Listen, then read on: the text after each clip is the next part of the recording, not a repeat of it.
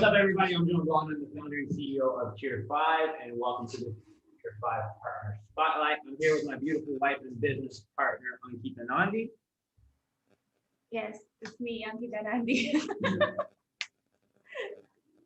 Again, Partner Spotlight. Or would you like to introduce her? Oh, yeah. So what is the Tier 5 Partner Spotlight? That's my part. So the Tier 5 Partner Spotlight is a weekly event that we hold every Wednesday. And we just basically highlight our Tier 5 partners. We let you, see the real Tier 5 partners that are actually in our partner program and kind of get into a little bit of detail on, why they joined the partner program, what they like about the partner program, what type of value they find in it, and how they're leveraging the Tier 5 partner program to actually help them make money and grow their business. So every week we bring in one of our partners and we just highlight them. So you can see that we have partners from all walks of life, all sorts of different countries, and then you can begin to actually understand if this is a program that will actually work for you or not. Hey everyone, so this is Ankita Nandi, and today we have Mike C on our show. So Mike C, he is an introverted lab analyst who recently transitioned into the online world. He is a business owner. He is a SaaS entrepreneur who teaches other people how to generate like a side hustle, how to generate continuous leads and sales on autopilot. So Mike, how are you feeling? And tell us a little bit about yourself. What's your background and why are you here today? Good. Thank you guys for having me on, and I'm happy to be here. Actually, it's been a little bit of a crazy morning. So kind of just hopped in here, got started. So I guess a little bit about myself going back. I don't know how far you want me to go back. I was supposed to watch some of these interviews over the weekend, but I got bombarded. Some of the past interviews, because I think you guys had two. I think I'm the third person that you have actually interviewed. So I really don't necessarily know what to expect. So just going to kind of give you, how I got into the online marketing world and everything like that. So basically my background is pretty much. What was your childhood like? Do what? What'd you say, John? Let me turn my mic. Tell me a little bit about your childhood. How was that? Have parents? Oh, my childhood? You want to go back that far? Yeah, let's start with the baby one. Well, let's see. My birthday is, actually, I guess just growing up, I guess the online world, I grew up from a time, because I'm 42 years old. A lot of people say I don't look like I'm 42, but I'm 42 years old. So actually, I grew up in a time where there was no internet. So I still remember, I guess, just pretty much just playing video games. That's all we had. I guess people still play video games, but now they play video games online. So there was no online coming up. I had my first game console was an Atari. So pretty much, I used to play all day long, used to play Atari. Then I moved from Atari, I guess, to Nintendo, then to Sega, and pretty much, but looking back at that situation now, it actually, it pretty much just helped me, sit me down in one location, pretty much where I was, just sitting playing video games all day. But now I just sit and build campaigns all day online. So I guess just growing up, it allowed me to just put me in a certain situation that actually prepared me for what I'm doing now, because I can sit for hours at the computer and, not have any issues. But I guess just growing up, I grew up as an only child. So that's why I told Ankita and John to actually introduce me as an introvert. So I really didn't have, anybody to play with or anything. I pretty much just play with myself. However that sounds, man. I know that's kind of, whatever, but I didn't have it, pretty much, I guess every now and then my cousins and stuff would come over, but that was rare and that was random. So it's pretty interesting situation. Actually, I just watched the show Mr. Robot, and I was like, I can somewhat relate to how he is doing, just creating different personalities and all that stuff, as far as just because if you're by yourself and you really don't have anybody else to lean on, anybody else to talk to, other than your parents, I have friends and stuff like that every now and then, but I was still isolated. I was still an introvert. So that pretty much set me up. And then I grew up, I guess, in I guess one of the biggest transitions, I guess, growing up for me was actually I grew up in a Catholic school. So I went to a private school. And I guess I don't know if you guys know what this means, but I'm sure somebody out there on this feed knows what this means. But I was the only, pretty much the only one in my class as far as, skin color, skin complexion, and all that stuff. So that was pretty interesting, where I had to actually go home and, deal with, I guess my particular race, but then I had to go to school and deal with another particular race. So that was pretty interesting growing up. I didn't really experience too much racism, but I did in certain situations. But the biggest transition was actually because I was in Catholic school from kindergarten to actually 8th grade, and then from 8th grade to in my high school year, from middle school to actually from high school, 4 years, I actually went from a private school to a public school. And the only thing that I knew about public schools was actually the movie with Morgan Freeman in it. I can't think of the name. The name actually eludes me now, but it's basically set in a setting in New York. It was a public school, and I was thinking that all public schools were like that. So I really didn't know what to expect. So on my first day of school, I was real, pretty much intimidated, shy, all this stuff, and I didn't know what to do because I didn't know anybody, because everybody was pretty much together. Everybody was in the same middle school, so they were in the same 8th grade, and then they just transitioned obviously to high school. So pretty much everybody else knew each other, but I didn't know anybody. And this one guy walked up to me, he was like, "Hey man, it's gonna be okay, man." He was like, "Hey, why don't you hang out with me for the day?" Which was obviously a good thing. And actually, I talked to that guy for a while after we graduated, but I actually lost touch with him. But that was a pretty interesting situation. But what it taught me was, that I can actually thrive in any situation. I really, I guess necessarily right now, I still had to grow in the fact that I did not. I really don't care about, people's opinions, which obviously if you're going to do anything online, so I know a lot of you guys that are watching this video, that are watching, this interview, I know that you are, pretty much marketing online, but you really cannot think about what other people are going to say about you. And that's why I like, John's story and Keita's story, especially as far as John, because I know a little bit about his background and everything that, happened to him. But I mean, if you just look at John, he really doesn't care. I mean, he pretty much does whatever he wants to do. Actually, he tells people not to buy from him. He curses at people. I don't see any marketers, regardless. I know that he said he's not a marketer, but you can see what he's doing. You know that he is legitimately a marketer.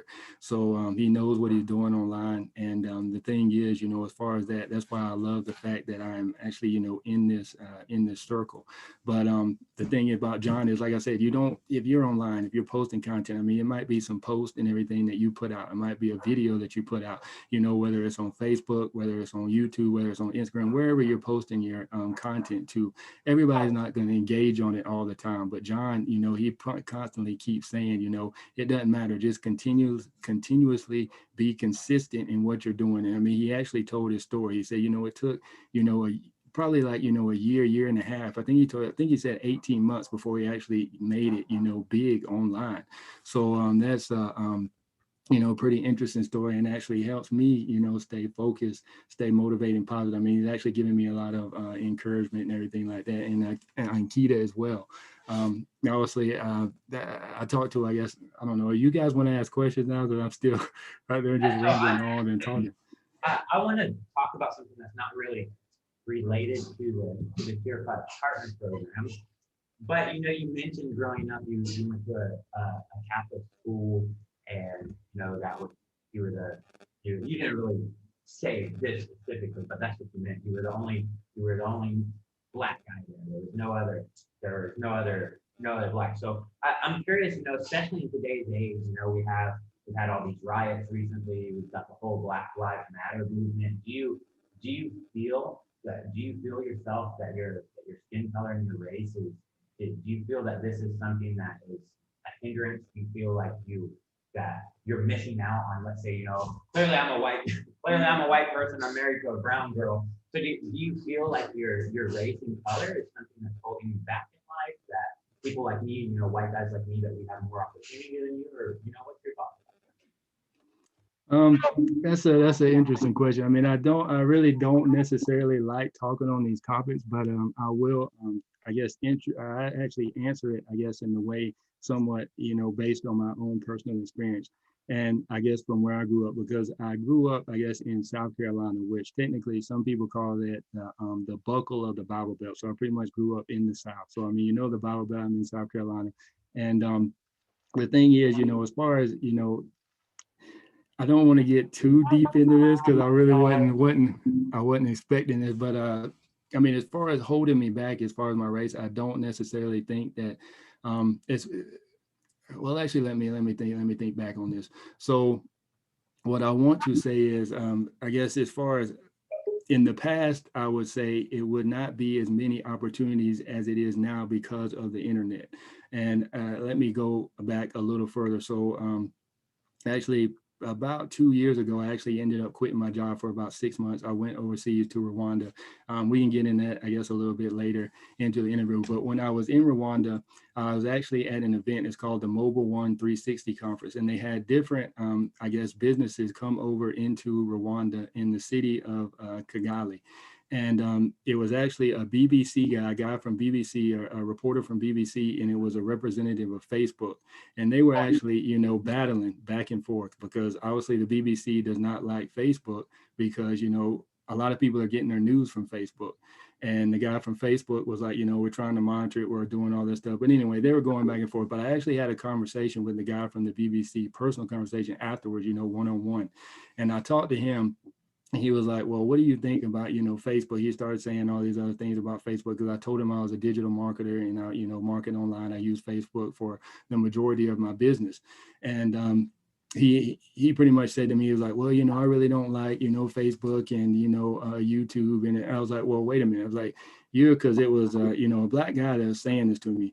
And he pretty much, and I told him, it was like, well, the reason why you're here now, some of the stories that are actually going on and being reported here in Rwanda, your outlet is not going to report them. The BBC News is not going to, report them. It's like the internet and Facebook is actually opening up, a different world for, other people. It's actually exposing people who would not be exposed on the mainstream media. So it's like it's opening up things. And I pretty much agree with him on some points. It's like, yeah, some of the news is fake, like, our former president used to say, fake news and all that stuff. But the thing is, some of the news is fake, but yet some of the stories that are being reported on YouTube is like, I never would have known these people. Probably never would have, been on this interview right now. Because John, I guess you guys are in India, right? So how would I, pretty much have met you without, the internet? So he was like, yeah, he was like, that's a, good point. So in order to say that, I mean, I'll go back to the original question and say that, because of the internet is actually opening up, a lot of opportunities for, I guess, I don't think that there's any limitations whatsoever. The only limitations that exist are in your mind. So, I don't necessarily think now, but in the past, I would say probably so, because there's just it's kind of, I guess it plays both worlds, but for me in my world now I can pretty much see. But I mean, the thing is, if you have an opportunity, you have an education, which I do have an education, but obviously I grew up, I guess in a circumstance that a lot of people can't grow up in. I mean, I didn't grow up in the inner city, so I don't want to, speak for people who were in the inner city. But in my situation, as far as me getting an education and, progressing me, I don't think in that realm anything held me back. But yet I can see if you don't have that education, being a black guy in the world, as far as Black Lives Matter and everything like that, I do see I guess there is, certain not to say that even I'll go back even a little further. Even being in South Carolina, I haven't experienced a ton of racism, which is some people equate that to, I guess, I mean, I don't know if you can tell on this screen or not, but the complexity of my skin is a little bit lighter because I'm, a little bit lighter skin. But some people attribute it to that. But I mean, I'm still a black guy. I mean, there's been certain situations where, yeah, I've been pulled over for a cop. A lot of people say, well, white people get pulled over for the cops too. But in my circumstance and in my situation, I know why I got pulled over. If I go pretty much into let me just go into the story because people are going to actually generalize. So I want to just give details. So actually, I was going to work one day and I actually pulled off the interstate. A cop was behind me. he actually pulled up. This was nighttime because I was working third shift. Don't necessarily want to give the roads and everything, but I was in South Carolina. So actually a cop pulled up beside me. He took his floodlight, shined his floodlight into my car, pulled back behind me, turned his lights on. So I was like, why is this guy pulling me over? So actually something I should have did, because I was only maybe about 5-10 minutes from work. So actually I went down into a little cul-de-sac, which I probably shouldn't have did because it was at nighttime. Nobody was there. But anyway, I did what I needed to do. So that way, I don't know. I just figured I need to pull over as soon as possible. So anyway, I pulled down into the embankment, and the cop said, I asked him, he got out, he asked me for my ID, registration, all that. And I asked him, I said, well, actually, let me go back. Let me actually tell the car. So actually, I asked him, I said, before he asked for my driver's license registration, I said, can you please tell me why you pulled me over? And he took his flashlight, shined it into my car, didn't answer my question. I said, can you please, I said, officer, can you please tell me why you pulled me over? Which obviously, yeah, there's certain things you don't want to get an attitude, as far as, I guess, the steps, especially being a black guy at night, or black guy, anybody, anytime, especially because as somebody told me, as far as cops and everything, the reason why they're on edge is they don't know what you have in your car, which I agree with. So I kept my hands on the wheel, and I asked him, I said, cop, I said, officer, can you please tell me why you pulled me over? He said, driver's license registration, please. Then I gave it to him, didn't, say anything, just handed it to him. And then he went back to his car, still hadn't answered my question. So I know what he was doing. He was running my ID, my tags and everything. So then he came back, handed me my stuff. And he was like, the reason why I pulled you over was, well, actually, he did. He came back and asked me, he was like, where are you going? He's like, I'm going to work, which I had my work clothes on. And I think I had my ID on as well, my badge ID, where I can badge into work. And he said, the reason why I pulled you over was I guess in most cars, I guess they have, well, obviously you have your brake lights that, obviously indicate, when you're putting on brakes so somebody won't ram into you. But there's a strip in my car at the top of kind of in my rear view mirror, and it has actually, I guess, three lights that are, pretty much when I hit my brake lights, it lights up. So he told me, he said, the reason why I pull you over is the middle light in the back strip of your windshield was out. I was like, are you serious right now? I was like, I didn't tell him this, but it was like, why are you, but pretty much, in my opinion, he was racial profiling. I think he was trying to figure out, if, I had something on me. But the thing is, in certain situations, I think that, not all bad cops, not all cops are bad. So I do think that, yes, racial profiling does exist. Racial issues do exist. But and then, like I said, in certain situations, I can go a couple of other times in my life, but I guess to revert back to, what we're originally saying is, I don't think, the only limitations, especially right now, as far as the internet, where since the internet exists, the only limitations are in your mind, because there's a ton of people who are getting a ton of views, making a ton of money. And, it just depends on how you depends on how you, I guess, present yourself and what audience you want to reach to. And then, like I said, I think it was, I follow one guy, I don't know if you guys know him or not, but his name is Travis Stevenson. And he says, pretty much all you need is 1,000 followers, that, dedicated followers, and you can pretty much be set for the rest of your life. And I think John and Ankita can actually attribute to this as well, because I heard John say, regardless of what he, whatever he makes, whatever software he creates, pretty much whatever it is, he has a certain group of people that'll buy it before they even know what it is. He'll just say, I'm going to create this. You won't even tell them what it is, what it does or anything. And they're like, well, I want to buy it. I want to buy it. I want to buy it. And it's like, that's interesting. So when you get like 1,000 dedicated people to actually, just follow you, then I think you're straight. So that's what everybody needs to be really focused on. Not even necessarily thinking on 1,000, even just to go back to some of the other things. I learned so much actually, just being in the partnership itself, which I don't know if you want to get into this, but actually I'm going to, right now. But I'm just being in the partnership, actually, John and Akita, just, sitting in mentorship programs, which was only like, I think 6 weeks. I learned so much for them, just about, mindset in general. And just, having the right mindset, because John pretty much said, is like, I love doing what I'm doing. He was like, I post stuff just to post stuff. He was like, I would do this regardless of whether it has views on it or not, whether it gets likes or not. He was like, I just enjoy doing it. So I guess my my contribution to you guys is, you know, that are watching, is to figure out something that you like to do, and you know, do that. And Akina has just left the building. She's turning her camera off. I guess I ran her away. She just actually kicked her computer and her camera gone. So. She's still there. Look at her. What's she doing? She's there still.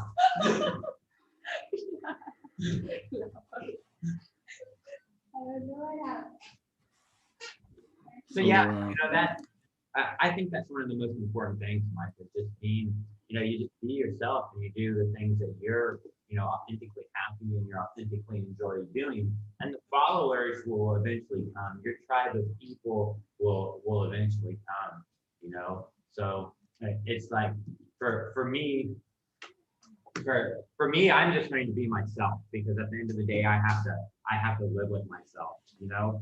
And you know, for you, let's say at the end of the day, let's say at the end of the day you do experience racism, right?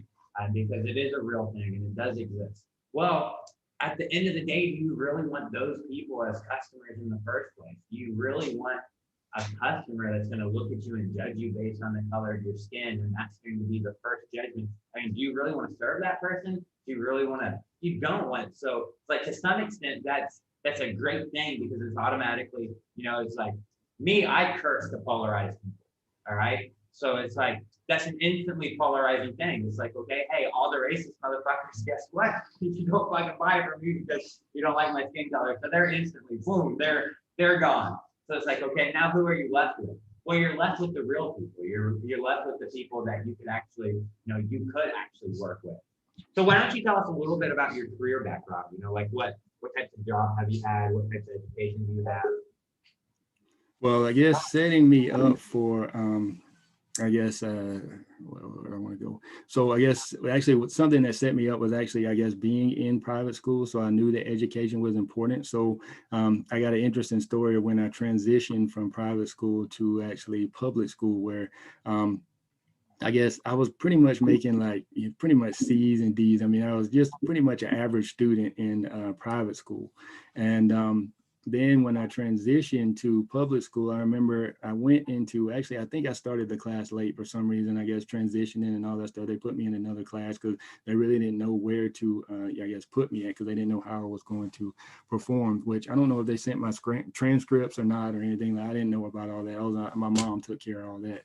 So I remember our first day in Spanish class, everybody pretty much was struggling with speaking numbers and stuff in Spanish. I was like, how do you guys not know that? And they've been in class maybe like 3-4 weeks. And it's like, the teacher was calling on people, you know, to do their numbers and all this stuff. And they were struggling. It was like, so the teacher, I don't know if she knew where I was from, because actually I had I think my teacher in private school was actually from Guatemala. So I only took like 2 years of Spanish, which I don't know if you guys are trying to learn a foreign language. Spanish was a lot easier for me than French was. I took French from 1st grade to 6th grade, and I knew more Spanish in 2 years than I knew French in all those years. I got a lot of, I guess, generalizations as far as why that is. It might have been my teacher. I didn't like my teacher, my French teacher, but I like my Spanish teacher. So anyway, regardless of that, the teacher called on me, and in my high school class, and she said, Michael, do you know the numbers? Actually, I think she might have called me Miguel. And then I just started going, you know, the numbers. I went up to, I think, like 20, and then I started counting in tens. And I remember this one guy, he turned around and looked at me. He was like, man, where are you from? I was like, it's numbers, man. It's like, y'all have been in class for almost 3 weeks. You don't know the numbers. So then I realized it was like, I started taking honors classes and all that stuff. They transitioned me. So I actually transitioned from an average student to, I guess, a straight A student, which I ended up graduating number 3 in my class, but my school wasn't that big. So just to kind of give you guys, I mean, but still, I guess that's kind of good. I mean, it was only, I think in my graduating class, it was maybe about 150 so people, which I graduated number 3, but that actually kind of excelled me and, you know, pushed me into, you know, going on to college. So I actually went to college, and the reason why I majored in what I majored in was actually I majored in biology, which I wanted to become a doctor, and I wanted to be a doctor, but my study habits were not good enough, regardless of the fact that I was making straight A's. But it was just, I guess, I don't know, I just pretty much studied the night before, and I pretty much remembered everything on the test, and then I pretty much, my mind just went blank and I forgot it all. So it really wasn't necessarily a good testing. I didn't test well. So I was like, I don't think being a doctor is going to be for me. But the reason why I picked biology was it was actually one of my teachers in high school. And she kind of, I guess the way that she taught, it really made me, pretty much love, the biology and everything like that. So I majored in biology I don't know if I want to say this or not, but I know there's probably some Clemson fans who are listening, but I majored in I don't know if you guys get into that or not. But I majored in biology, graduated with a BS degree at the University of South Carolina Gamecocks. So I pretty much was, I guess I never really moved out, that much, now that I'm thinking about it, as far as, I pretty much stayed in state, pretty much, stayed at home all the time. I never really transitioned out. Yeah, so anyway, regardless of my job, so I went to college, graduated with a BS degree in biology, but I did make, I guess, a statement that I'm pretty much biting my teeth now, kind of came back and bit me in the rear end, as far as I made a statement. One of my, I guess, college peers, classmates, they asked me, like, what are you going to do, when you graduate? And I was like, well, I don't necessarily know what I am going to do, but I know what I'm not going to do, and that's work in the lab. And for the past 18 years now, I've pretty much been working in a lab, or different, various labs, which that's why you should never say never.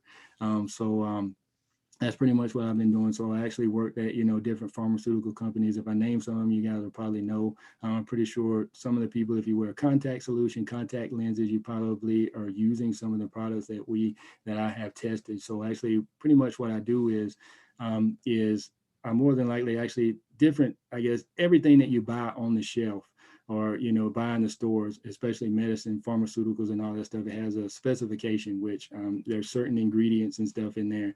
And all the ingredients that are tested, or actually that are listed on there, I actually help test those ingredients. Like, I guess, the percentages and everything that you see on the bottles, we actually use specific instruments that can actually calculate how much is in, those different components and bottles and all that stuff. So that's pretty much what I have been doing for the last 18 years now, which I'm not a big advocate of. I don't know how far this is going to go. Hopefully the FDA and the government doesn't see this video, but I'm not an advocate of pharmaceuticals at all. I mean, the stuff that they put in pharmaceuticals, the chemicals and everything, just the raw materials that they put in there, it actually says on the bottles carcinogen. And a lot of people say, well, yeah, a lot of people say, well, we're only putting a small amount in there, but still, I mean, would you want a small amount of AIDS injected into you, or, any, STDs or anything like that? Oh, just a little small amount, it's not going to kill you. As far as even the vaccines and stuff, man, I don't want to get it necessarily on that, COVID and all that stuff. Just inject a little flu virus into you, or a little COVID into you, you'll be okay. No, man, come on, man. Well, what kind of sense does that make? But anyway, yeah, so that's what I've been doing. But I think, just as far, I don't know, go ahead. I just see you guys are laughing. I don't know if you want to make a comment or not. So I don't know how you guys, how do you guys feel about pharmaceuticals? I try to do everything natural, but a lot of that comes from my wife. So, she researches all that stuff. My wife is actually a health coach. And just to give a plug for my wife, she actually has a website and everything like that. I know that we're actually doing the partner program, but I want to throw my wife out there as well. So go check it out, which I think is on the link. Actually, I don't know, just go ahead and ask. I'll keep rambling on. I'm going to change subjects but as far as pharmaceuticals and everything, I don't necessarily, in my opinion, I don't take them. Because I see what goes in them, and then just the smells itself. And another thing is they do not want you to technically inhale the chemicals that you are putting into products that you are ingesting. So we have to work in a hood. A hood pretty much just sucks all the fumes up in there, which we can't really work with a lot of these chemicals out in the open. Sometimes I do work with a lot of the chemicals and stuff out in the open, but like I said, on the label itself, it technically says this is a carcinogen. If you guys don't know what a carcinogen is, it means something that creates and causes cancer. So, I mean, you think it's like, why are we even taking, these pharmaceuticals, which hopefully, nobody will be knocking on my door, guys in black suits and stuff like they came and got, Tesla, everything like that. Hopefully nobody will be knocking on my door. But yeah, I mean, you can just research some of the stuff. I mean, all this stuff's on the internet, which is another thing, man. Like they say, this is the information age. So, anything you want to find out, all you got to do is search for it. The only thing that, is really stopping a lot of people is just time itself. So that's why, you got content creators like, John, myself, Ankita, to pretty much dumb everything down for you guys. We do all the research and you just follow us, whatever particular niche you're looking at. Just find somebody in that niche. That way you don't have to go do the research yourself. So, yeah, that's pretty much my background. I don't know if you guys wanted all that or not, but What's up with the switch from, so now you're also getting into online marketing, lead generation. So what's that switch about? I mean, how did that come about? Oh, that's an interesting story. Actually, the fact that you every time I tell my story, it's a little bit different. But when I tell my story, I see things in a different way. So now the fact of, as far as me analyzing on different instruments, I kind of, from, I guess, my job itself, I kind of take that and I actually transition that to the online world. I think that's why I love building software, not necessarily building. I want to build software. That's why, I'm in, John and Akita's circle. You just got to have the, the paper.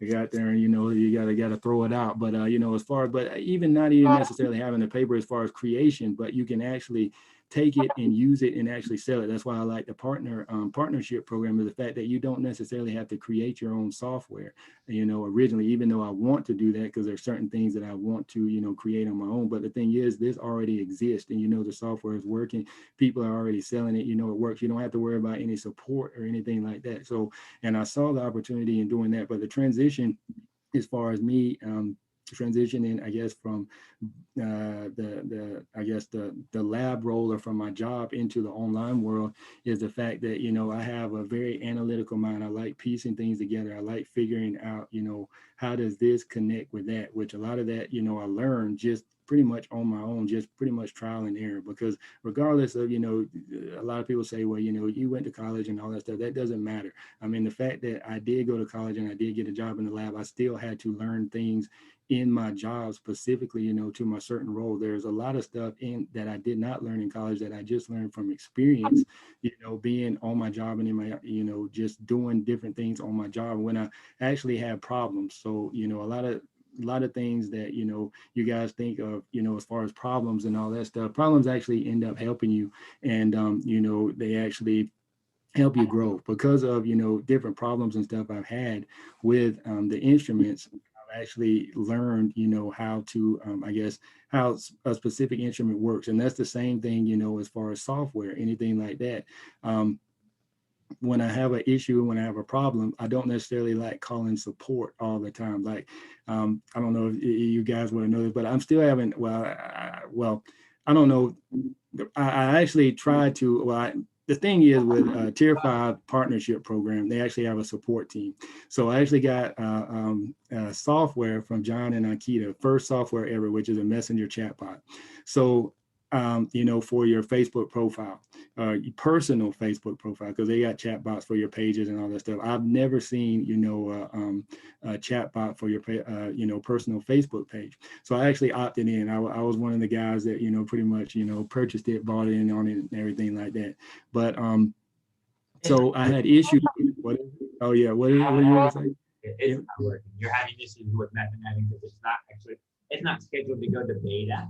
So it's not scheduled to launch the beta until the 20th. All right. The 20th is when we'll be launching it in the beta. So right now it's really expected that everybody will have issues with it.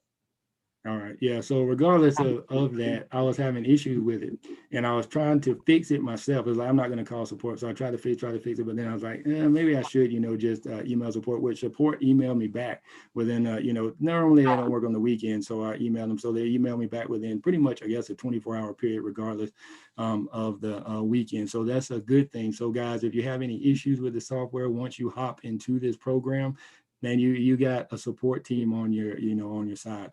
So, but how I got into really the online world was actually my wife. She was, I was, she was spending, actually, this was earlier on in our marriage, probably about, let's see, I've been married, let's see, don't, hold on, man, you gotta pause the video real quick. I need to, I need to, I need to think about it. Now I got married in 2005, actually 16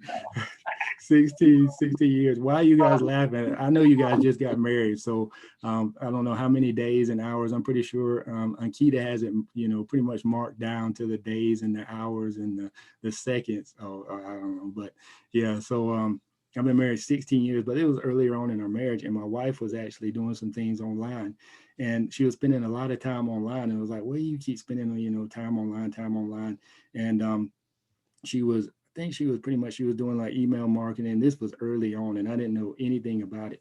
And she ended up making money, online. And I was like, wow, I was like, what in the world is going on here? So I remember, I don't know if you guys know Adrian Morrison or not, but he actually had a course out. It was ESA.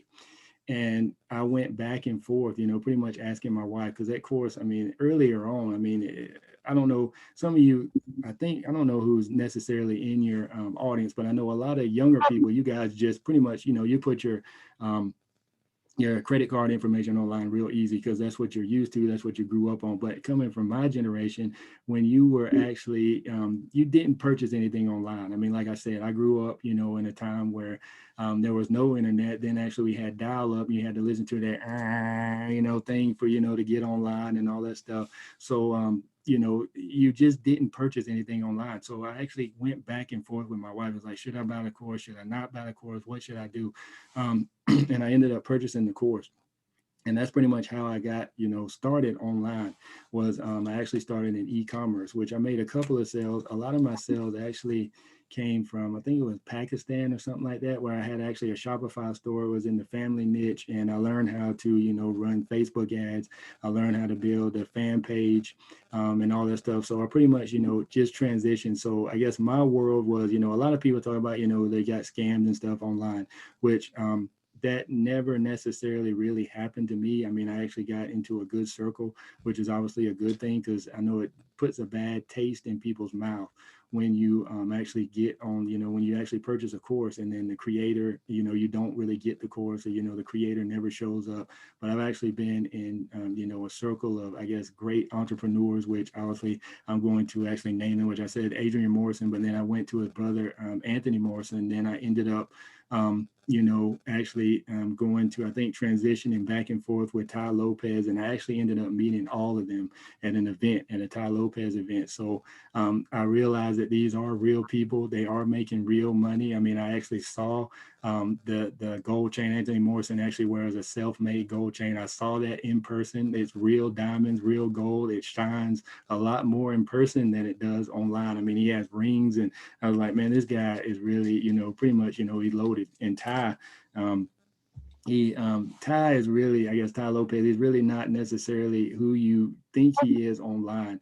The only reason why he does a lot of that stuff online, surrounds himself with women, surrounds himself with nice cars. Now, yes, he has all those things. Well, I don't know if he necessarily has all the women, because I know that he hires, some of the models and all that stuff. But the cars he does have, he doesn't rent them or anything like that. They're actually at his house. I actually went to his mansion in California and all that stuff, which that's another story within itself, because I hate flying and I had to fly out there and all that stuff. But these guys, they're real people. But yeah, about Ty Lopez, he's actually laid back. He understands a lot about marketing. And, regardless of, I know a lot of people actually, they don't necessarily like him. But I mean, the reason that we are talking about him right now is he's a great marketer. Just the fact that we're bringing his name up, or I'm bringing his name up right now, the fact that he's a great marketer. I mean, I pretty much see, John. I mean, I just pretty much, I did do that comparison. I compared John to Ty Lopez. The fact is that, he is whether that's a good comparison, bad comparison, but as far as marketing, Ty knows what he's doing in marketing, and John does too as well. So yeah, the thing is, that's how I got started into online, was actually from my wife, and just transitioning from e-commerce into just doing other various things online. And obviously, yes, it was a big transition, because when I first got online, I really did not want to do these interviews.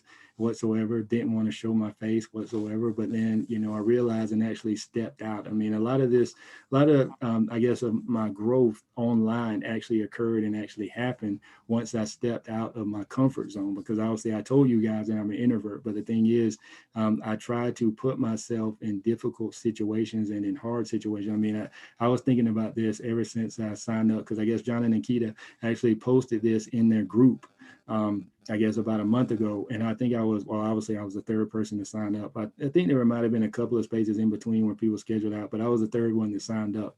And I didn't want to sign up. I mean, I was nervous, I'm fearful. But, you know, once you put yourself into, you know, a situation that's out of your comfort zone, that's where a lot of your growth, you know, pretty much occurs. So just to let you guys know, so necessarily just do what you hate. Actually, a book, a positive motivational book that I actually read was actually by David Goggins. I don't know if you guys heard of him or know him or not, but I mean, he actually talks about, you know, I can kind of relate to him as far as, you know, he grew up in Brazil, Indiana, which he says that, you know, he's a Black guy. He grew up in Brazil, Indiana, where I think he said they actually had the Klan marching in their town parade when he was younger. So, yeah, and that's pretty much the area he grew in. I think he said there was only like maybe 10, 20, you know, Black people in the whole town, families in the whole town. And that was a positive motivational book, because the guy came on, he's a Navy SEAL, he's an Army Ranger.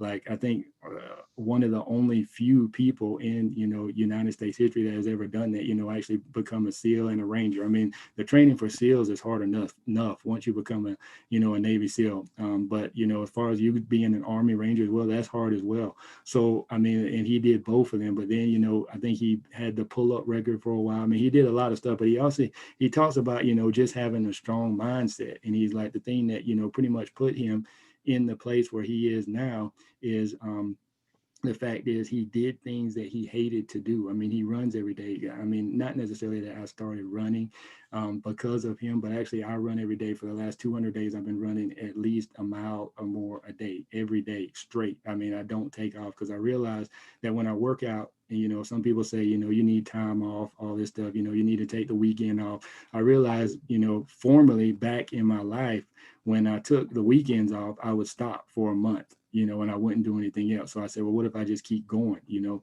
constantly, you know, just don't stop, just work out every day. So I've been doing that for the last 200 days, probably maybe even a little more now. I've been running pretty much every day. I upped it to 2 miles at the beginning of the year, this year. So I pretty much I've been running 2 miles since January 1st up until now, every day.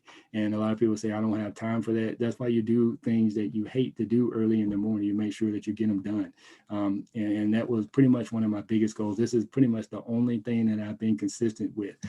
It's teaching me a lot about life. I mean, running, I mean, I think about a lot of stuff. Even today, I was thinking about some different things, but I mean, I ran in the rain. I ran with, you know, sore ankles. I ran, you know, in the blazing hot sun. I mean, the thing is, you know, it pretty much just, it's in comparison to your online journey. I mean, you're going to have ups, you're going to have downs. Some days I want to run. I get up and it's like, oh man, I feel good. I want to run today. Well, I won't necessarily say that because I hate running, but it's not as bad some days as it is other days. And just to actually take a quote from, you know, David Goggins, he was like, you know, he's like, I think he's been doing it for like 5 years straight where he's run, but he doesn't just run 2 miles. I mean, he runs like, you know, 15, 10, you know, miles every day. And I actually take a quote from him, or, you know, a statement from him where he was like, you know, I started sitting down and, you know, I started thinking about, you know, why am I doing this? He was like, I look at my shoes, he wake up, look at my shoes in the morning, look at my running shoes. He was like, do I want to continuously do this? It's like, why am I doing this? It's like, man, I'm pretty much, you know, because he wrote a book. Oh, the name of the book is Can't Hurt Me. It's about his life story. But anyway, he said he sat down, you know, one morning, or actually, I guess a series of mornings. And he was like, why do I keep doing this? He was like, what if I stop? And then he said he took his recorder out, and he said he started recording his thoughts and, you know, speaking them out. You know, it was like everything that he thought, he recorded it. Then he said he went back and listened to it. And I know you guys cuss, so I know that the people in your environment cuss, but he said, I sound like a little bitch. He was like, man, I was just a little bitch. And he was like, man, he was like, either I want to be average, or, you know, he's like, if I continuously don't do this stuff, then I'm going to become average. And he said, I don't want to be average. He's like, not that I'm competing against anybody. He said, the only competition is myself. So he said, I realized that, you know, I need to get up, and that's why I do this, is because every day is a battle, you know, against yourself. It's like, he's like, I could care less what people say about me. He's like, the only person that I'm battling is myself. He said, I'm the only person that's stopping, you know, where I'm going, you know, the existence or the place that I want to be. He's like, I'm the only one that is stopping me. And that book, you know, pretty much taught me a lot about that. He was like, there's a lot of people put limitations on themselves, or they let other people put limitations on them. He said he read a book one time that pretty much talked about, you know, your brain can only hold so much, or you can only do so much. Your guidelines and your stuff are pretty much set. And he was like, that's crazy. It's like, that's not true. He said, I created myself. He was like, this person I am, because he actually talks about, I guess, kind of like, you know, the show Mr. Robot, where he actually has, you know, multiple personalities, where he says, you know, I'm David in certain times, you know, that was, you know, I guess his thought life, you know, that was David speaking to him, where he's like, don't run, don't do this. But then he said, you know, I pretty much created Goggins. He said, I created this person.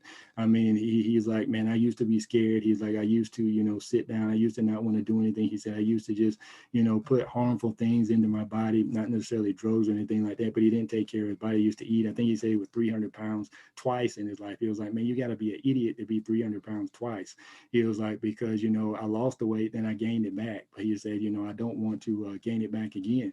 But the thing is, he was like, yeah, he was like, the existence that you currently have is like, you created yourself. So wherever you are currently in your life right now, you created it. But the thing is, there's always tomorrow. You know, you can also, you know, have, you know, tomorrow to change where you are. Even if you made a lot of mistakes, you always have, you know, another day to create and to get where you want to go, or at least continuously go down that path.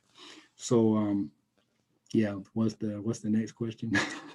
Where we at? Do you think that, I mean, you mentioned that you hate to run, and you mentioned that, you know, you're an introvert. Do you think that would change if you just started telling yourself differently? Do you think if you just started telling yourself, if you stopped saying to yourself, hey, I'm an introvert, if you stopped saying to yourself, hey, I hate running, if you started telling yourself, I'm not an introvert, I love to run, do you think you would enjoy those things more? Do you think anything would change?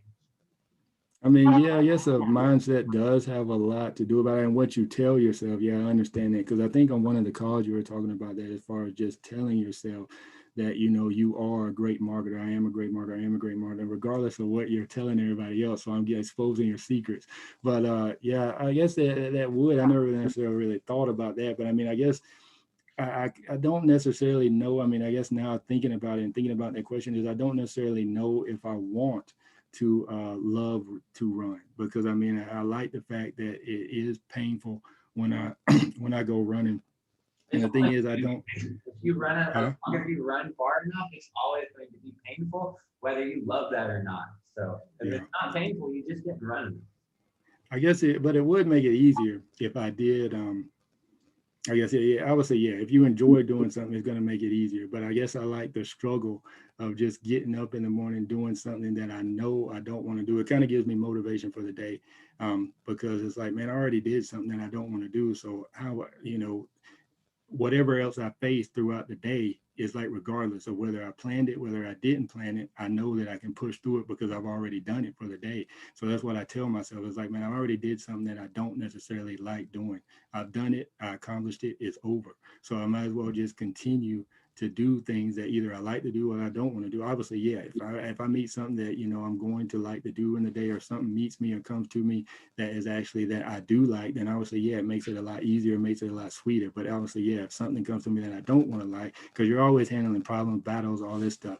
Thing is, you know, you have to, it's not necessarily, what do they say, is like, it's not necessarily what comes at you, it's how you respond to it.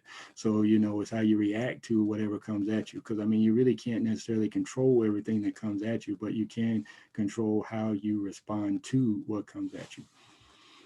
So how did you first hear about the Tier 5 Partner Program? Actually, that's an interesting story within itself. I always have a lot of different stories, but I guess I was first originally introduced to you guys from actually, I think it was what's the guy's name? Anyway, it was a marketer. I was in a program or actually, I guess it was a mentorship. Chris McCoy. I don't know, you guys know him. Does that name ring a bell? And he actually told me about the Tier 5 partnership. But at the time, I was actually getting ready. I had just resigned from my job, and I was getting ready to transition and go to Rwanda to actually start a digital marketing company. So I didn't necessarily have the funds to get into, or I didn't want to spend the funds on that because I was, thinking I was using all my funds and stuff for the business. So I think he was actually the first person who introduced me to the partnership program. I think that was like right when you guys first started, which I'm kind of kicking myself in the rear end right now, because I wish I would have got on, early. I wish I would have been one of those partners, those early partners, one of the first ones. But he told me about it. And then I guess a couple of years went by, and I think Glenn got gold, how you say his last name. I was actually talking to him one night, and this is the weirdest thing, because I saw him using some software. I was like, hey man, what software is that? Which this is an opportunity for you guys as well. Take a hint, to the undertone of which I'm getting ready to say in the story. But he was like, well, I'll sell you this software. And I was like, how can you sell the software? He was like, well, I'm pretty much a partner in the program, so I can pretty much sell it at 100% profit, which you can set your own prices and all that stuff, because technically I asked him, I was like, well, I want a deal. He was like, man, I want a discount. I was like, we've been talking to each other online, I kind of know you. It was like, man, I want a discount. I want a deal. He was like, well, I'll sell it to you. So technically he sold me, I guess, I don't remember exactly what the software was, but he sold it to me. And then later on that same night, he started telling me about the Tier 5 partnership program. I was like, wait a minute, you mean I have an opportunity to sell it too? It was like, I thought that was over. It's like, I remember Chris told me about it, but that was like 2 years. He's like, no, you still can get into the partnership program. So he hooked me up with John. Actually, all this is taking place on Facebook. So you guys that think that you do or cannot make money on Facebook, and you guys that are using Facebook for, just personal growth, or, just to play around on Facebook, if you guys don't understand, Facebook is pretty much like a gold mine. I mean, pretty much if you understand how to use Facebook, I mean, and John has a course on that as well, that actually teach you how to make money on Facebook. I mean, he pretty much talks about how he's, funding his business off Facebook, funding the business that he has now. All the software and stuff he created, he actually funded them, off of Facebook. But anyway, all this is taking place on Facebook and Messenger. So Chris told me about this in Facebook. That's how I met, Chris McCoy. Then, Glenn Gold was actually selling to me in Messenger, sold to me in Messenger. And then Glenn Gold actually connected me to John through Messenger in Messenger. So that's pretty much how I full circle. And then I guess there's the marketing chain for you guys as well. Just constantly, continuously, put out content, because obviously I think they say, it's what, like 8 or 10 touches that, a person needs to make before they make a purchase. And I mean, that's what it was for me with this partnership. So just continuously, put out content. So that's how I got involved. And then actually, as far as, and I talked to John, and then obviously John, pretty much let me know that he's not a marketer. I mean, he always says that. I mean, he said that in the conversation that we had. He's like, man, I could care less whether you buy the software or not. He was like, I mean, he didn't say this. Well, actually, I think he did say that specifically, but I knew where he was coming from. He was like, man, I already have, a ton of people, who are, I can, who are paying me monthly. I mean, that's another thing, about the partnership is it's a monthly recurring plan. So a lot of you affiliate marketers, I mean, I do affiliate marketing, I do digital marketing, I help, different businesses and stuff with their marketing and stuff online. But I mean, I guess the big thing about this partnership program is if you are an affiliate marketer, I mean, the affiliate products that you're selling now, you're probably only getting, a certain percentage of them.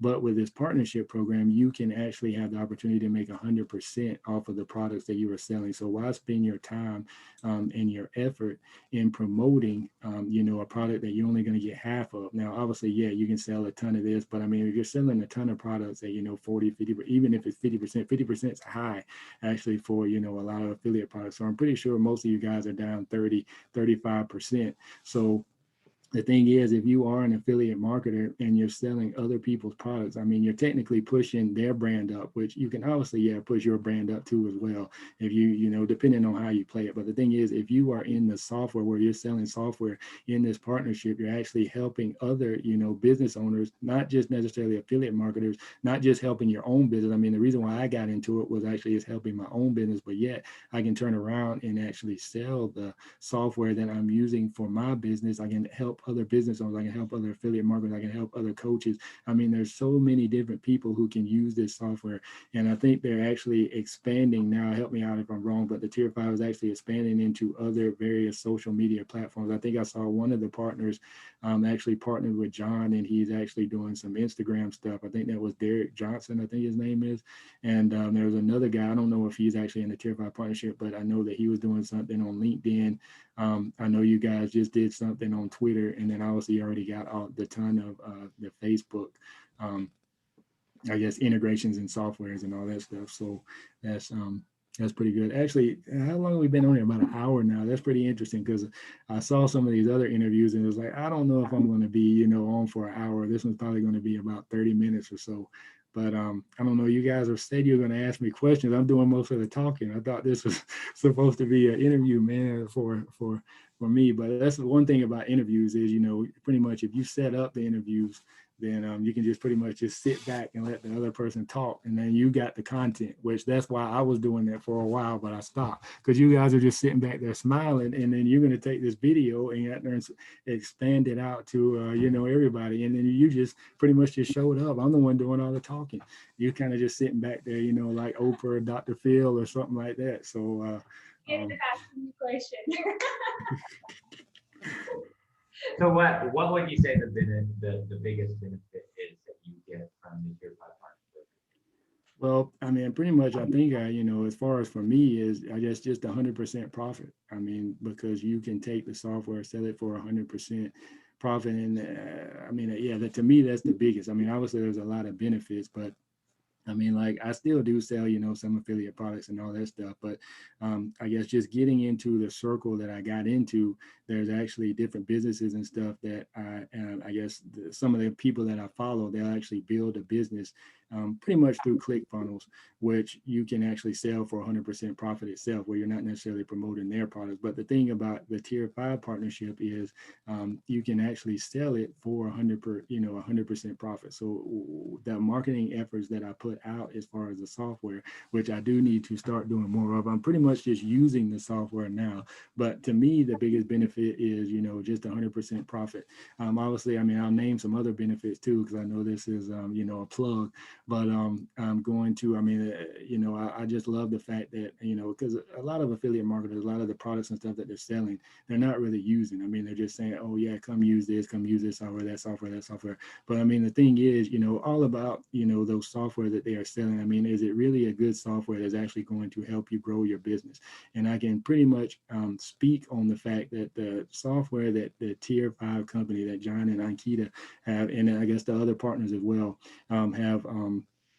have created, I mean, the software that they've created, I mean, it's great software and to help you grow your business. And it actually does what it says. I mean, I'm going to actually give a testimony now. When I first started using it, I mean, it's not just, you know, you need to get one software here, one software there. I mean, you guys understand the marketing game, because there's a lot of marketers. And if you're new to marketing, then you need to understand the game as far as you really cannot just do one thing now. Because I mean, there's so much different content on, you know, there's so many people trying to make money online, so many different people trying to sell stuff.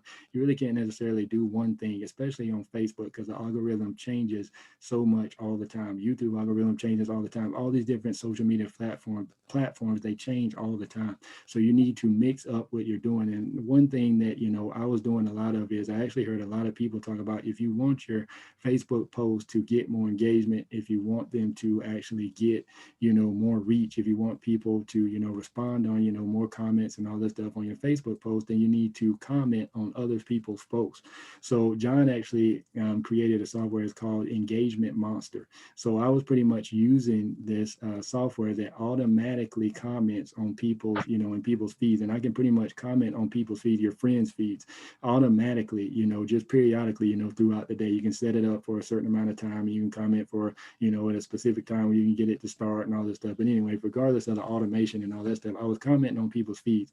Then there's another software, actually, you know, you got to kind of use these things in combinations together, where you also, you know, a lot of people talk about connecting to your, I guess, your customer avatar, you know, the specific customer who is, you know, in your niche and all this stuff. So another software is actually called Fringe Connector. So if you use Fringe Connector and Engagement Monster together, you can actually connect with your custom avatar with Fringe Connector, but then, you know, with Engagement Monster, you can actually comment on their post. So actually, John, the way John explained this to me is, the more you comment on somebody's post, obviously, the more they're going to see you, the more that, you know, they're thinking necessarily that you're taking interest in them, but because you are taking interest in them, they're taking interest in you. And the more interest they take in you, you're actually moving them closer and closer to a sale from you, not necessarily from them, because they're pretty much thinking that you're commenting on their post. I mean, John kind of explained to me, because I was pretty much just using the engagement monster. I just have, I guess, a certain amount of comments and stuff, and I was commenting the same thing on people's posts, which and he told me that one of the partners, actually, I guess the most strategic way to use this software is to actually, you know, change up the post. Because one of the partners did that, and he was pretty successful at it as well. But you got to be kind of careful with that engagement monster software. But I mean, obviously, as long as you're putting engagement on people's posts and they're commenting, you know, that's also, you know, boosting your posts and stuff in the feed, getting more eyes on the stuff that you are selling as well. I mean, just an interesting story. Actually, John, he actually talks about this, laughs about this, but John actually set up the engagement monster software where it cursed on everybody's posts. So, you know, instead of just putting random, you know, comments of thank you, you know, bless you, all that stuff, he was putting cuss words on there, and he was still getting engagements on his posts. And actually, there's a couple of funny stories I have as well as using that software. I mean, I've actually commented on somebody's post. I guess one of my comments was, you know, this is so lovely. I think I said, you know, has anything like this happened before? And that comment was on somebody's, I guess, I think their dad or their mom had passed away or something. And I put that comment on there, which you got to kind of be careful with, you know, how you use it and all that stuff. But I explained to, actually, I think that might have happened like three or four times. But the thing is, you know, you gotta kind of be careful how you do that. But the thing is, it did open up a conversation, because I told him what I was doing. And I was like, oh, that was just my bot. It was like, I pretty much apologized. So I explained to him, which that opened up a conversation. And I opened up a conversation with somebody I haven't even talked to in a long time, which obviously that kind of, you know, brought them back into my world. So, I mean, that's the thing, guys. You have to constantly, continuously do all these things. And what John and Akita and their software and the Tier 5 partnership program allows you to do is it allows you to do this on autopilot. And it allows you to do, you know, the things that you need to do as far as in the marketing world, while you work on, you know, other parts and other aspects of your business. So instead of just sitting there scrolling down Facebook, you know, in your feed, you know, you comment and making the comments, the software does it for you. Obviously, there's a ton of other different softwares as well that I have pretty much used. I mean, there's Birthday Wisher. I was actually going every day because Facebook tells you, you know, people's birthdays. So I understood the importance of that. You know, I was telling people happy birthday, you know, randomly, periodically, manually every day. And because of, you know, the Birthday Wisher, it actually helped me. I use that to, you know, pretty much put it on autopilot, automation, where every day is telling people happy birthday and, you know, sending them personal messages. I didn't have time to do all that before, you know, manually. So Birthday Wisher is actually helping me do that. And the thing is, guys, I'm talking about all these softwares, but yet I have the opportunity to sell all these softwares as well at 100%. I mean, how much easier is it for you to sell something if you're actually using it, enjoying it, you're passionate about it, and you actually, you know, you can explain and show people, you know, how to use it. So what is that one piece of advice that you would like to give to other introverts like you? Well, while you ask me that, let me just go. I have to go pee really bad, okay? Go ahead. So I can ask the question. Yeah. Yeah.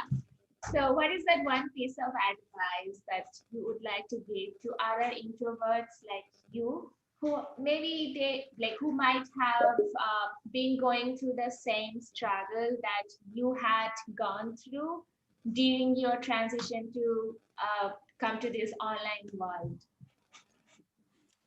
I guess, well, to me, I know a lot of people don't necessarily like jumping in, but I mean, like I said, I read that book. I mean, one thing that I do recommend is, reading that book by David Goggins, and just having, I guess it just prepared me mentally, and it just helped me see that, you know, you really can't, I mean, you're going to have to do things that you don't like to do. So, and I guess one of my biggest progressions in understanding in that is the fact is, I know if being an introvert, you don't necessarily want to get online. You don't want to get on the camera. You don't necessarily, I mean, you might be, for me, it really wasn't hard necessarily making Facebook posts and all that stuff, but you're going to have to do some things that you do not want to do. I mean, you're just going to have to push through. But I know on the other realm, there's certain people who want to do, I guess, or take certain steps. So, I mean, obviously I talked to somebody online, and the person was saying that they wanted to get on camera. It was like, how all of a sudden, because I mean, even my friend told me when I started doing lives and all this stuff, he told me, I mean, he's like my best friend. He was the best man in my wedding. I was the best man in his wedding. He was like, Mike, he was like, what are you doing? He's like, you're pretty much changed. He was like, you didn't want to show your face online or anything. So like I said, I just kind of just hopped into it. I was like, I understand if I want to grow and if I want to build a business, then I need to do some things that, I don't want to do. And I'm not saying that, in order for you to grow, you have to do this, but it does make it a lot easier, a lot faster, because you're getting your name out there and you can grow. I mean, this isn't the only beat all. I mean, obviously, yeah. But if you're an introvert, I mean, one thing that I would tell you is actually just to take incremental steps in, how you get online. Like I said, somebody was asking me, is like, how do you, get on cameras? Like, I want to start doing, getting on camera, all this stuff, doing live. And I said, well, just take steps. I said, if you want to, get on camera, I said, just record yourself, on video. And I said, if that's hard to do, I said, don't use the video and just pretend, get in the mirror, do something. I mean, you just have to pretty much take steps. I said, just take steps. And, if you can't get it, on the phone and record a video, get in the mirror and, say what you want to say.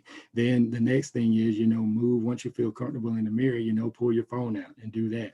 Then once you feel comfortable on your phone, record it. Then if you once you record it, post it, like I'm saying. So, I mean, you just got to take steps. And then, once you just periodically keep building. I mean, that's another thing that running has taught me, is just you have to consistently, just be consistent, pretty much, consistently be consistent, just constantly, keep chipping away. I mean, I always remember this. I think it was my high school history teacher who told me this, but it's like, if you actually drop a water, or, a drop of water over time on a rock, the rock will actually, pretty much, in that particular area where the water dropped, it's going to take a long amount of time. It's going to take years, but the water will actually put an indentation in the rock. I mean, you think about it, it's like, how in the world can water do that to a rock? But if you constantly do something over and over, I mean, you're going to constantly, you're going to win. Is it something's going to happen? Something's going to move. And then I think about the movie now. Actually, I just had a vision of, Shawshank Redemption, where they actually even said, I don't know if you guys know that movie, but it's a pretty good movie where Morgan Freeman, and I forgot the other guy's name, Andy. What's the guy's name? The white guy in Shawshank. His name in Shawshank is Andy Dufresne, but what's his name in actually real life? I'm not really sure. Oh yeah. But anyway, it talks about, where actually Morgan Freeman made a statement in the movie where he said, it was like, man, there's no way, because they're actually in prison. Just to give you, I guess, a little time frame, they're actually in prison and all this stuff. But anyway, they're trying to get out of prison. And actually, Andy in prison is, actually he got in prison, which technically I don't really think he did anything to get in prison. So he really wasn't supposed to be in there, but he was like, I'm going to get out. And and Morgan Freeman was like, there's no way he can get out, pretty much busting through the wall, hitting through the wall. And one day they go into a cell and he's gone. So actually what happened is, over time, every night he was taking time to chip away the wall with a little ice pick. And I mean, the thing is, that's what you guys have to do. I mean, every time you make a post, that's making one chip.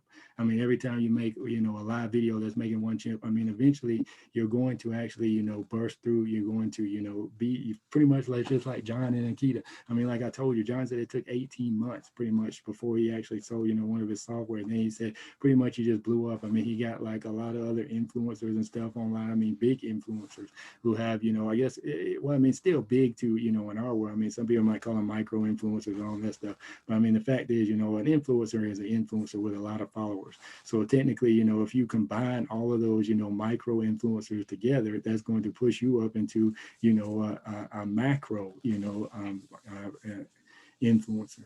So yeah, as far as telling introverts, I mean, like I said, my personal story is I just pretty much just jumped into it. I mean, I didn't want to get online. I went online, didn't want to do lives. I didn't want to travel. I mean, I met a lot of entrepreneurs who travel, didn't want to go to a lot of social events. I went to social events. So I mean, the thing is, you're just going to have to get into the, you know, you're just going to have to jump in, especially if you want quick growth. Now, necessarily, pretty much just like I told you, ice pick, yeah, that's going to take, you know, over time. But I mean, if you just take, you know, a big, you know, and I guess, what I want to say, well, a bulldozer or something like that, you know, or got there a bowling ball, that's going to hit the, you know, the wall a lot, you know, it's going to make a bigger impact. So depending on how fast you want to grow and go, then that's pretty much up to you. But like I told you, as me being an introvert, I just hopped in and I, you know, pretty much jumped in there, jumped on. I think what you want to say is basically just do the things which you don't really like if you want to be successful. True, exactly. Do you have other questions? Yeah, okay. That was all your questions? You just had one question? No, I have questions, but yeah. So last question, like from my side, would be like, what's your goal for this year? Like, what are you trying to do, trying to achieve with this partner program? Do you have any particular goal that you want to achieve this year with the partner program or not? Yes, I do have a goal. I actually, another reason why I got into the partnership program is the monthly recurring income, because I know that a lot of, if you're a coach, actually, I think I saw a post the other day where one of the partners, their sales actually said they were a coach and they were not consistently getting sales. You don't necessarily know as a coach when you're going to get the next sale, when you're going to get the next client, unless I guess you have a recurring client. But with most coaches, that session pretty much ends. But the thing about this software is once you start using it, especially the link, actually there's a link software that I use and I see the capabilities of that. Actually, I already saw the capabilities of that because I was using another link software, but because of the partnership, obviously I might as well just use this one too, which I like the different setups, you know, in between with Link Wizard. The name of the software that Tier 5 created is Link Wizard. But once you get people into the, you know, start to use this software, they're going to have to continuously use it, because if you put a ton of links inside Link Wizard, there's no way that you necessarily, well, at least for me, I don't want to get rid of Link Wizard, and I don't want to, you know, have to, you know, pretty much transition all those links outside of it. And if I'm posting the Link Wizard links all over the place, then I know I can't necessarily change the links. I don't know where they're at, and I pretty much put them in email. So you actually constantly got a person hooked. And I see John smiling, so I'm pretty sure that was the idea of why, you know, he created the, you know, Link Wizard. So you're pretty much.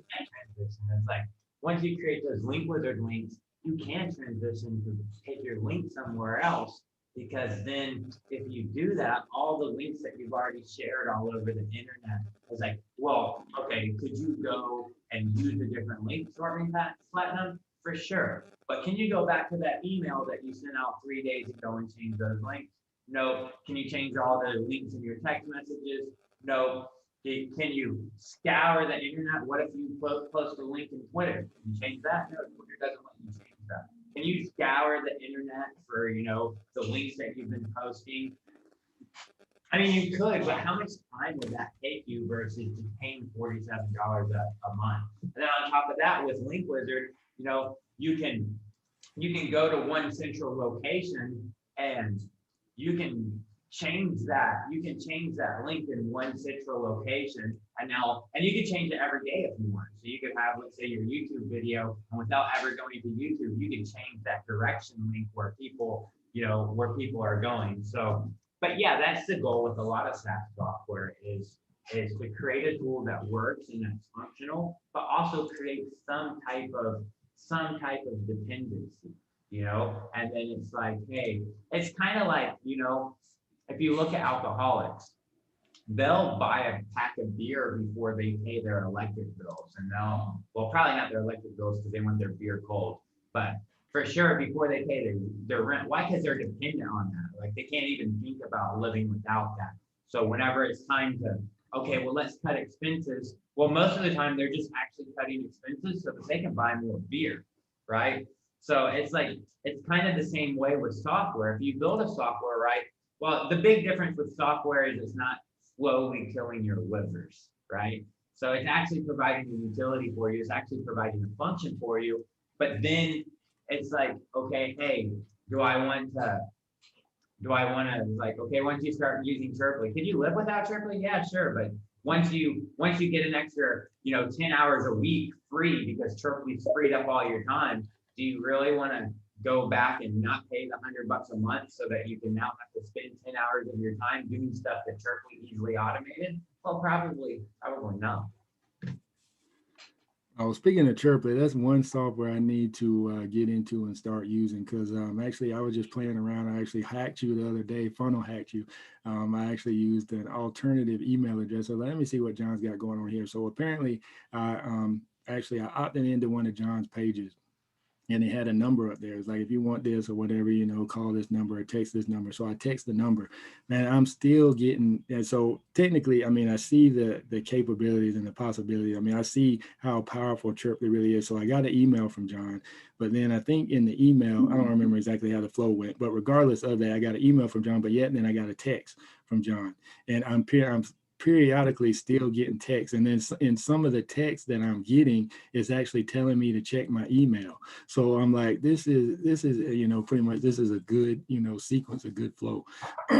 So I need to actually start using Chirply because I build out chatbots and stuff, in Facebook, and then obviously you guys just got the one, as far as for your chatbots for your personal page. But the thing is, as far as with Chirply, you can actually pretty much create, I guess, automated messaging. I mean, to me, a chatbot is just necessarily, well, I guess technically, yeah, a chatbot can respond, automatically and all that stuff. But I mean, to me, you can actually send automated messages to people's, phones, to their texts. And, a lot of people, I guess I saw some people talk about how they're getting rid of Facebook, they're deleting, that Facebook app and all that stuff. But regardless of that, and if you have somebody's personal number, their email address, I mean, you can kind of play off both of them, which that's why I see the power in chatbots is, you can actually, send people chatbot messages, but then you can send them emails as well. But I mean, then, because technically, even I just thought about this, but you can technically use Chirply messages where you can actually do it 3 ways as well, because I mean, you can actually put m.me link in one of the messages that you send to their text messages, so you can get them as a bot subscriber as well. And then you can actually communicate with them to on 3 different levels, where you have they're sending them emails, and then you're also pretty much you're sending them chatbot messages and you're sending them text. So how much is that for marketing, where you're talking to you're talking to people in 3 different ways, where you can communicate in 3 different ways. I mean, I don't know, I'm going to have to start playing around with Chirply, but there's only so much time. I mean, that's the thing about this partnership.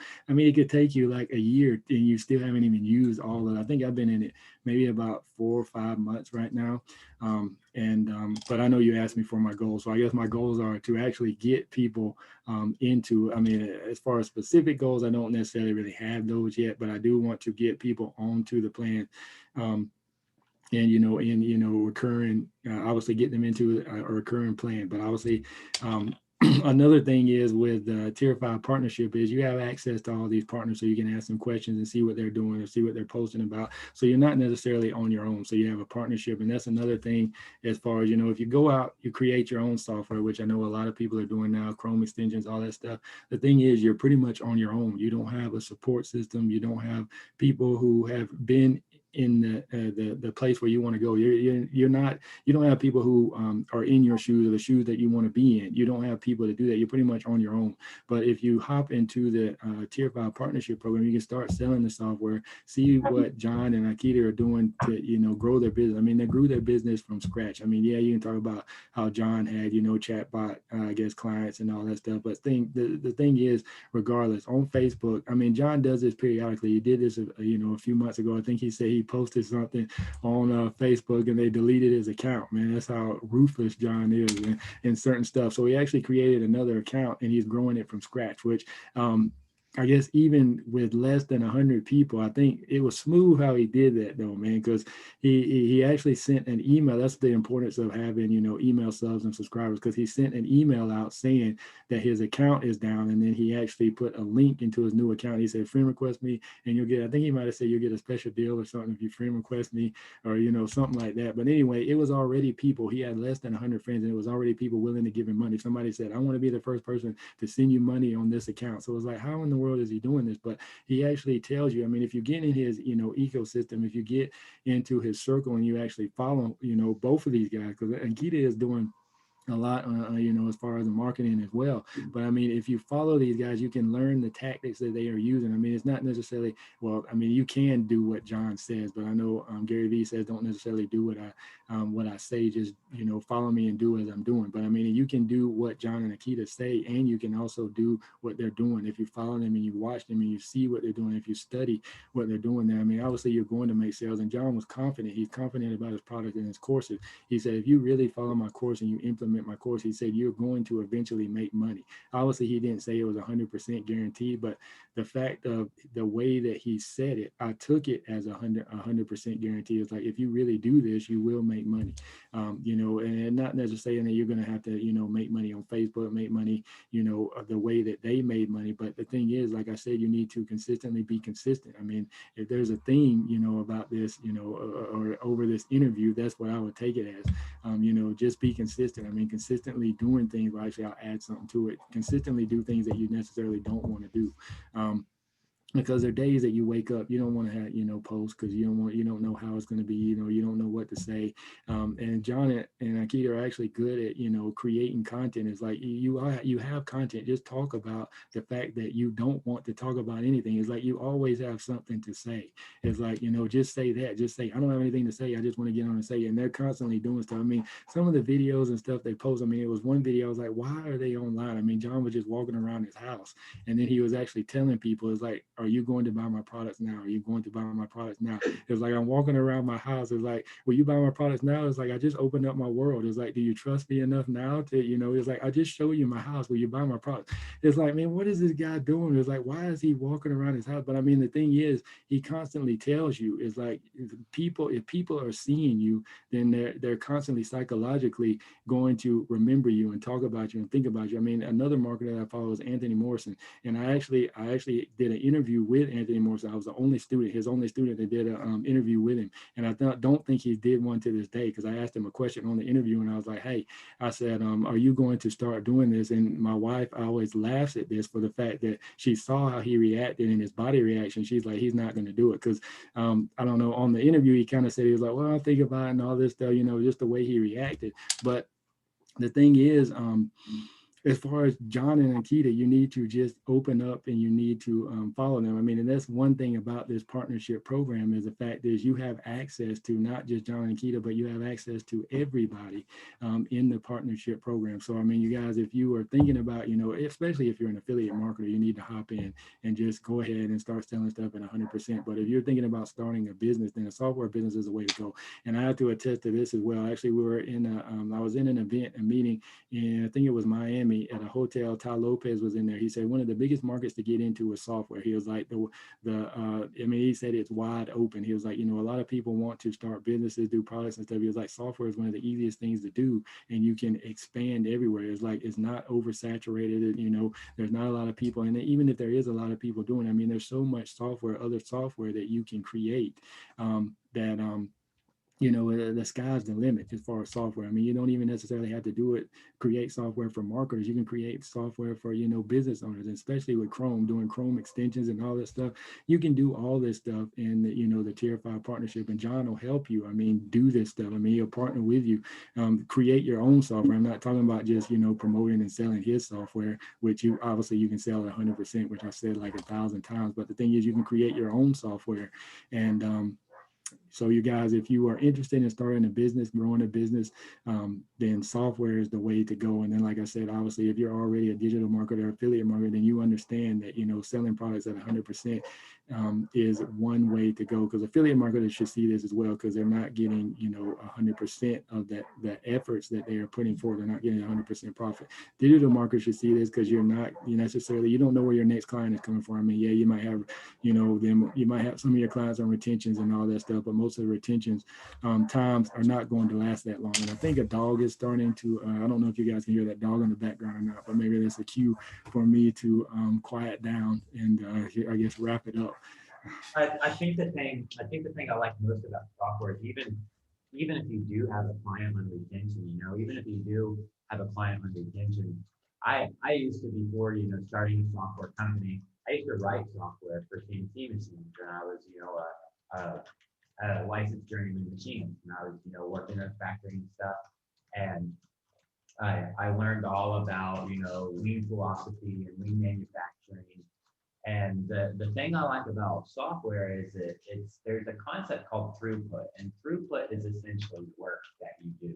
The way I like to describe it, I mean, it's really easy, especially if you know lean philosophy or manufacturing. But the way I like to describe it is like, if you go to a restaurant and you go order a sandwich. Okay, so now they just made a sale, right? You just ordered that sandwich, they made a sale. But now the work actually starts, right? Now that they've made the sale, now the throughput happens. Now several people, they have to actually get to work, and they have to, they got to go make your sandwich, and they got to bring you your sandwich. And then after they bring you your sandwich and you eat it, they got to come clean your table, they got to wash your dishes and stuff. So that's throughput. It's all the work, right? So even if, let's say you're a marketing company or you're a copywriting person, and you write copy and you have a client on retainer and they pay you $3K every month.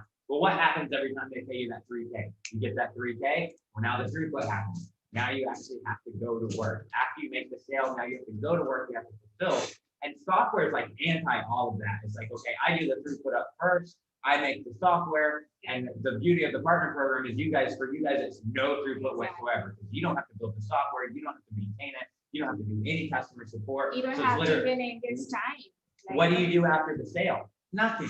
Like, after the sale, there's no throughput. After the sale, your job's done, and they just continuously pay every single month. I have some customers who will probably pay until they die, or until I die, they'll continue to buy. So that's what I love about software so much. So do you have any other thing that you want to say before we wrap up here, Mike? I'll put it on mute for a little bit, but yeah, I guess what I want to say is, I mean, obviously, guys, the type of, I guess, training, mentorship that you get from these guys, I mean, obviously, just as you see, I've never seen or actually heard anybody explain, I guess, the online world like that. So, I mean, regardless, like I said, John says he's not a marketer, not necessarily, I guess, whether he thinks he's not a marketer or not, or says he's not a marketer, I know what he thinks, but I mean, as far as that goes, which, who else connected to the but anyway, regardless of that, I just want to say that you obviously get business techniques, you get business, I guess, terminology and everything, and you get to understand business as far as just hopping into this ecosystem as well. And like I said, guys, I mean, it's never too late to get in the game, but the earlier you get in, then obviously the quicker chance it is, you have to play. If if you don't play the game, then obviously you can't win. So the thing is, guys, I mean, the time is right, especially right now, because there's a lot of people who are actually hopping into the online world. There's a lot of people, who are actually looking to and want to do organic marketing. And obviously this software will definitely, a lot of the software will definitely help them out, as far as doing organic marketing. And actually, guys, I know pretty much know who Billie Jean is marketing. I know who Billie Jean is marketer, or who Billie Jean is, but you guys out there, he actually just came out, I guess, with a software or whatever, but the software that John and Akita had in Chirply, I mean, I haven't even used it yet, but just from what I've seen, I think it blows that out of the water. So if you guys are actually thinking about hopping on the Billie Jean stuff, I think, and even for the price that John and Akita charge, is actually a lot better. You get a lot more functionalities and all that stuff, in the fact that, you can actually, you take the Chirply software and use that for your business. I mean, it's automation. What's, you know, just, I mean, it does so much, and they're still building it out. That's another thing, like John was talking about. I know he talked about throughput, you know, having put the, you know, the work in and all that stuff. I mean, the thing with software as well is you don't have a lot, you know, necessarily overhead. I mean, I know you guys have, you know, thinking about creating a business. If you go out, create a brick and mortar store, all that stuff, you're going to have a lot of overhead. You're going to have to pay rent and all that stuff. One thing that you necessarily don't have to do or have a lot of is you're going to say, well, you have to pay the monthly recurring fees and all that stuff. Well, regardless of all that, you can make that back easily off some of the software. I mean, some of the softwares, especially the Chirply, I mean, you can sell that for at least $200-300 a month, which I think people are actually doing. I don't know what the actual tier top, John, what is the tier top price for Chirply a month? So our top plan for Chirply is $997 a month. And I have people, I actually made a personal partner group the other day.